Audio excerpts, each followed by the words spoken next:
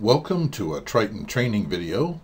This is a tutorial video that shows how to configure the email settings and email addresses for a Triton that's connected to a cellular modem. One of the options to access the Triton's web interface and have the alarm and data download emails sent out is to connect the Triton to a cellular modem. For access to the web interface, you simply turn on static addressing. The rest of the settings have to do with the SMTP mail server and the addresses for the emails. The key with the cell modems that we provide is the modem paperwork.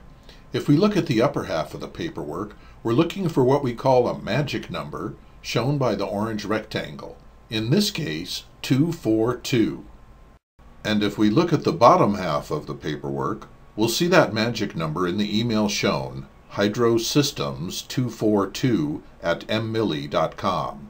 There are two places we have to enter that into the Triton settings, and the one hydrosystems password for the SMTP authentication, and in the orange box, the external address that we'll use in the web browser to access this Triton's web interface. So just run your favorite web browser and enter the URL that was on the modem paperwork. Notice after the regular IP address the :8585 and /default.asp. So if your cell modem is powered up and activated, you should get access to the Triton's web interface. Type in your password and click Log On, and then go to the network configuration page.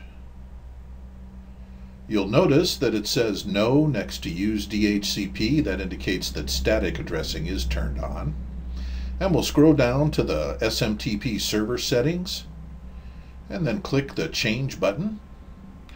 The first thing we have to establish is the SMTP server address. This will be the same for all Tritons using our cell modems, 74.220.207.130. Then we have to enter the email address that was shown on the modem paperwork, hydrosystemsmagicnumber@mmilli.com. That'll be the same for all the Tritons using our cell modems except for the magic number. We have to turn on authentication and use that same email string as the username.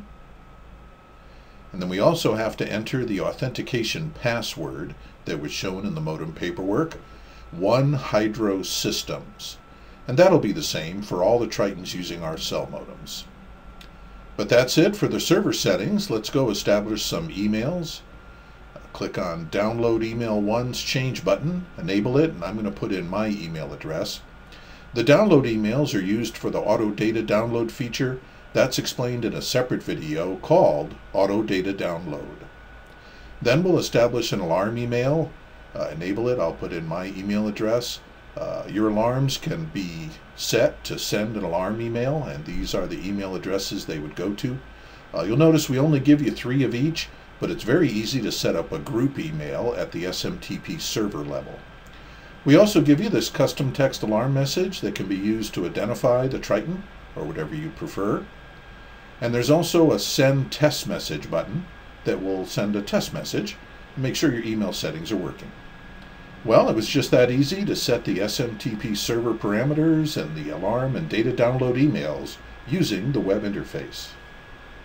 Well, that's how you configure the email server settings and the email addresses for the alarm and auto data download emails on a Triton connected to a cell modem using the web interface.